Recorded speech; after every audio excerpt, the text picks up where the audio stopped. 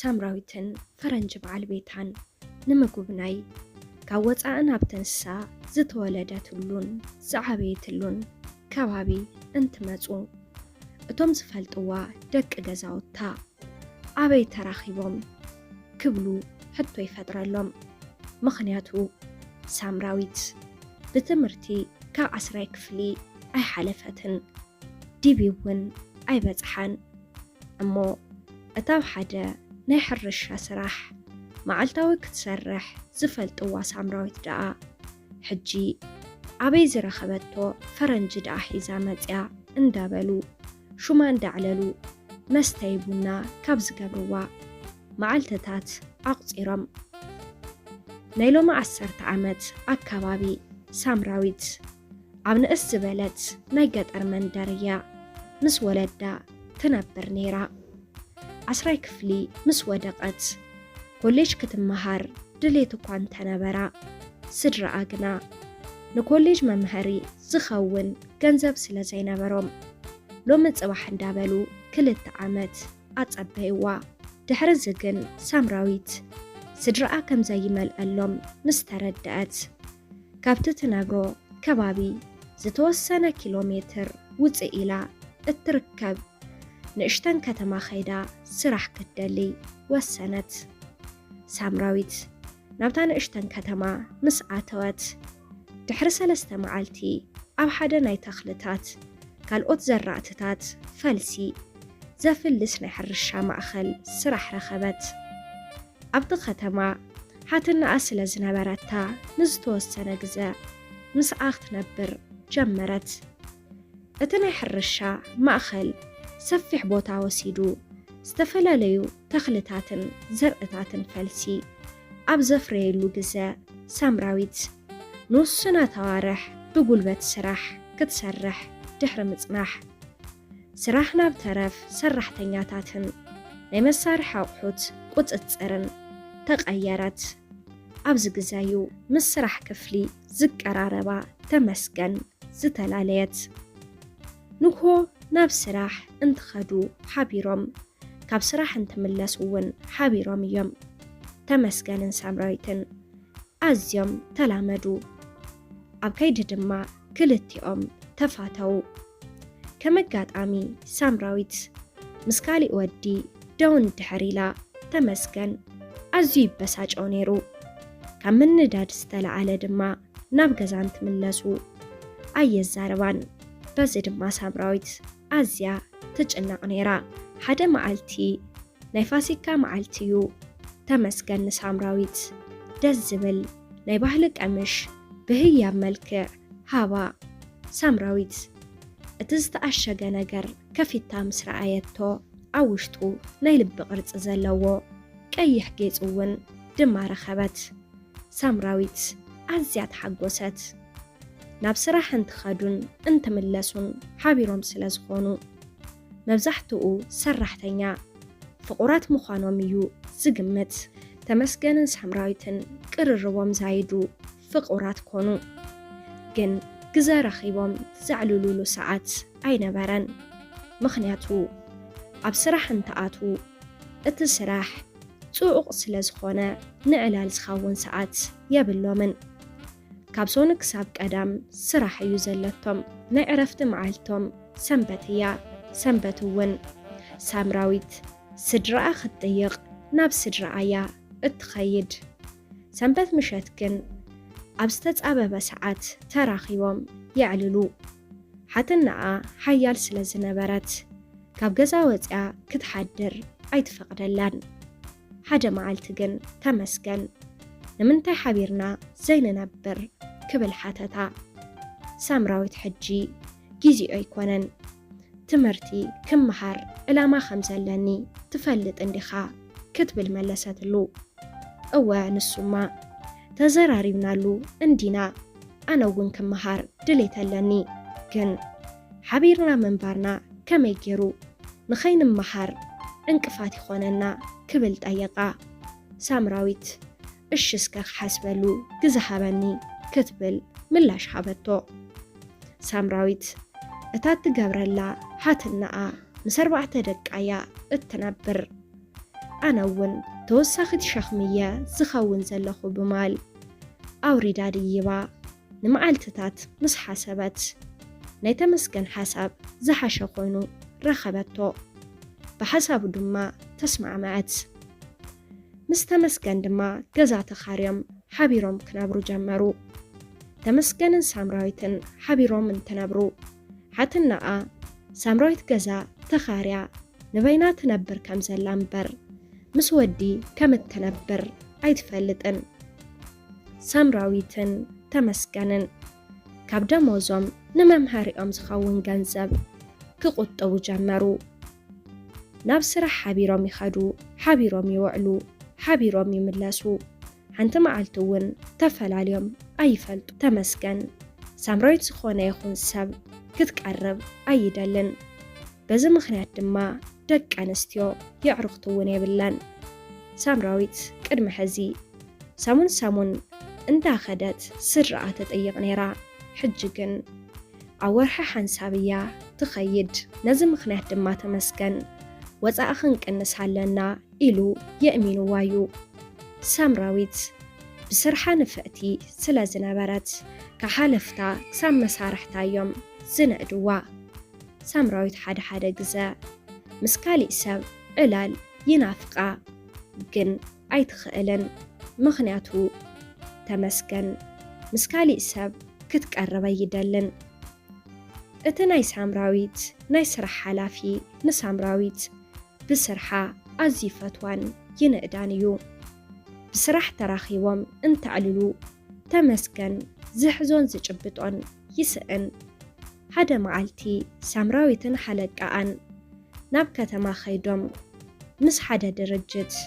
ناي سرح وعلي كفرانمو بتناي سرح حلافيوم تأززو أبتا معالتنسا تمسكن أزيو تبساجوا سامراويتن حلقان زتأززو سرح وديوم أوشت 4 ساعات ناب سرح بوتا تملسو تمسكن كم عملو قصوص أويقو تتصبها سامراويت اتزنبرا سرح كال أي تغيرو مستا فريات سعينا اتخير مكينا حبيرا بمخاد اتفريات نعماوي المركب كون سرحا بزز تلعالة أبتحر الشابوتا التوعل اللوجزاء أمنا كنأس جمرا بز مخنات دما تمسكن أمنا كحرقن كجوهن جمرا سامراويت نسرح ناب كتمان تتكيد نحر الشابوتا تمليسا اتسرحو كم زي بالله انت فليتا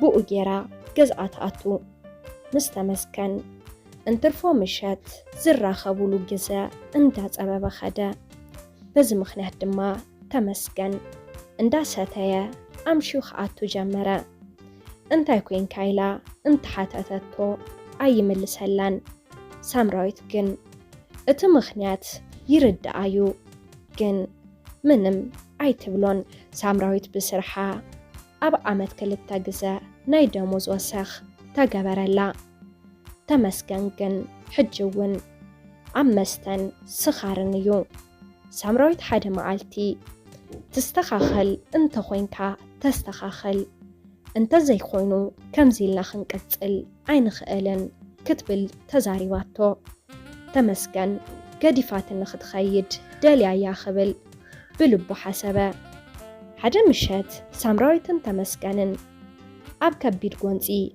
أتو اتو قونتي كيف تحود ما سقيلهم حدارو نبهون تخوراريم ناب سرح أتو سامراويت محرت مزت عانت مكينة ناب كتما خد خيد انت تديب تمسكن حنساب كزاربكي يدلي يبلا نيتحر الشابوتا سرح تنياتات كلهم أبسرح تزأميدهم ألو سامراويتن تمسكنن نحادا قلس بلا بوتا خيدهم اندا تزرارو دنجت تمسكن نسامراويت حانقا أمنتاي كم زحارما أي فلتن جن سامراويت ويلا نمريت ودقات ناي سامراويت دمزي زي سامعو سرحتنياتا ناتقوايو انتخدو سامراويت وديقا يراخبوا تمسكن جن منم كي مسألو ገጹ ኣኮሳቲሩ ሓሊፍዎም ከደ ሳምራዊት ኣይተትንፈስን ዘላ እዚ ዘስተውዓሉ ሰራሕተኛታት ቀቲልዋ በሉ ካብቶም ሰራሕተኛታት ሓደ ቀቲልካያ ነበይኻ ትኸይድ ዘለኻ ኢሉ ብኳሌትኡ ሒዙ ደወበሎ ተመስገን እውን ዓርሱ ኸልቅቕ ክቃለስ ጀመረ ድሓር ግን ካልኦት ሰራሕተኛታት እውን ተወሲኾም ሒዞምዎ ናብ ፖሊስ ደው ኢሎም ኣእሰርዎ ሳምራዊት ክሳብ ሕዚ ኣይነቕሐትን ትንፋስ እውን ኣይተተንፍስን ዘላ እዚ ዝረኣዩ ሰራሕተኛታት መኪና ሕክምና ክብሉ ጀመሩ በታ ምሕርቲ ዝፀዓነት መኪና ክወስድዋ ተጓየዩ እታ መኪና ፍጥነት የብላን ግን ኣማራፂ የለን ከመጋጣሚ ሓደ ናይ ግብርና በዓል ሞያ ፈረንጂ ነቲ ናይ ሕርሻ ቦታ ክጉብነይ መፀ እንታይ ከም ዝኾኑ ምስ ተረድአ ድማ ኣምፀእዋ ናብዚሉ ብመኪንኡ ናብ ሕክምና ኣምርሑ ኣብ መንገዲ እቲ ፈረንጂ እንታያ ኮይና ናይ ልቢ ድኻም ድዩ ክብል ጠየቐን እተን ክሕግዝኣ ምስኣ ዝወፃ ክልተ ደቂ ኣንስትዮ ብዝተሰባበረ እንግሊዘኛ ኣይኮነን በዓል ገዝኣዩ ሓሪምዋ በልኦ እቲ ፈረንጂ ቀፂሉ ኣብ ምንታዩ ወቂዕዋ በለን እተን ክልተ ደቂ ኣንስትዮ እቲ ፈረንጂ እንታይ ከም ዝበለን ስለ ዘይተረድአን ስቕ በላ እቲ ሹፌር ናይቲ ፈረንጂ ኣብ ምንታዩ ሓሪምዋ እዩ ዝብለክን ዘሎ በለን ኣይረኣናዮን ክብላ መለሳሉ ካብተን ደቂ ኣንስትዮ እቲ ሓንቲ ንምዃኑ እዛ ሰብ ብህይወት ኣላ ድያ ትንፋስ ኣለዋ ዶ እንዳበለት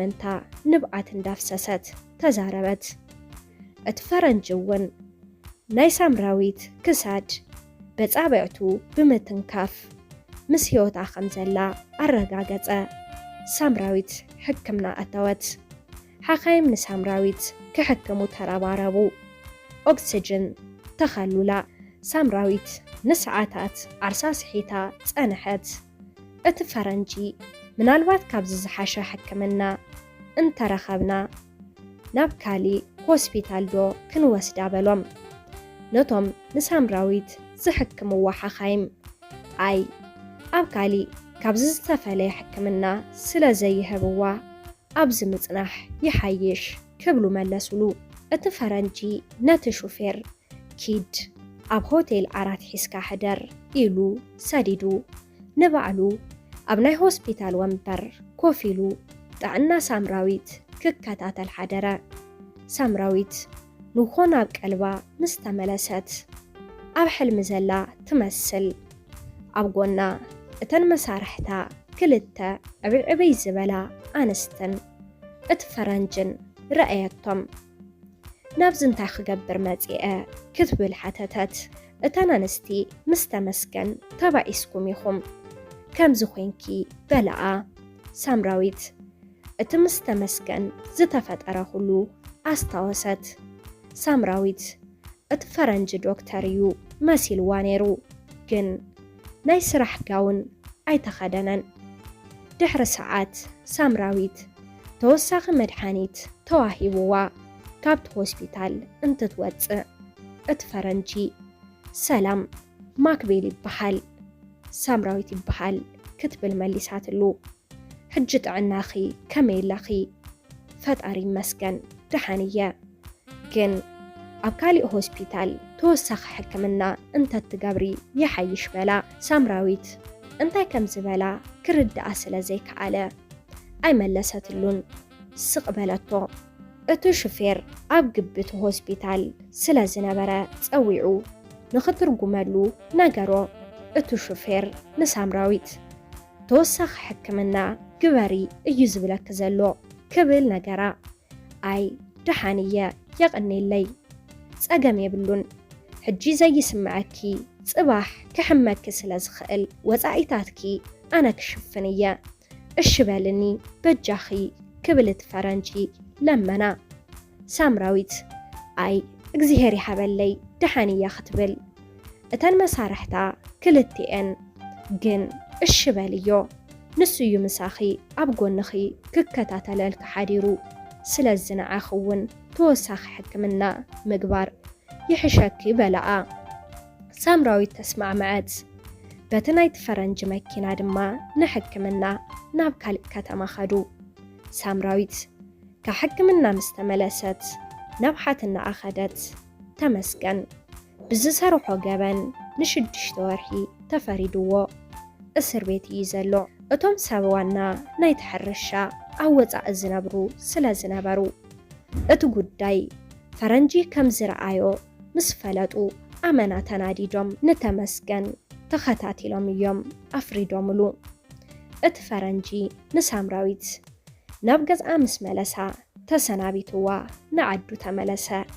ሳምራዊት እውን ካብ ልባ መስገነቶ። ሳምራዊት ናብ ስራሓ ተመሊሳ ስራሓ ጀመረት። ሕጂ ንበይና እያ ትነብር። እቲ ፈረንጂ ድሕሪ 2 ወርሒ ናብቲ ቦታ ተመሊሱ ስርሐ ኢሉ ንሳምራዊት ረኸባ። ጥዕናኺ ኸመይ ኣለኺ? ደሓንየ ዕድመናኣኻ በለቶ። ማይክል ቀፂሉ ብዛዕባ ተመስገን ሓተታ ከም ዝተፈላለዩን ክሳብ ሕዚ ኣብ እስሪ ከም ዘሎን ነገረቶ።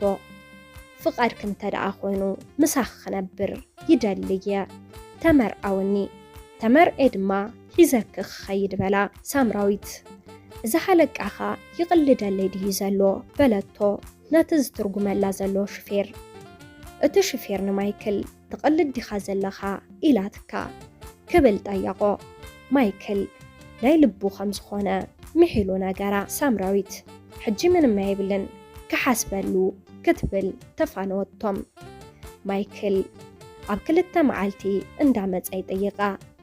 እቲ ሹፌር እውን ፍቓድክ እንተኾይኑ ተቐበልዮ ንሱ ናይ ልብዩ ፈትዩኪ ንዓኺ ክብል እዩ ድማ መፂኡ በላ። ሳምራዊት ንሕቶ ማይክል ተቐበለቶ። ማይክል ብስነ ስርዓት ሽማግለ ሊኢኹ ንሳምራዊት ተመርዒኡ ሒዝዋ ናብ ሃገረ ስዊድን ሒዝዋ ኸደ።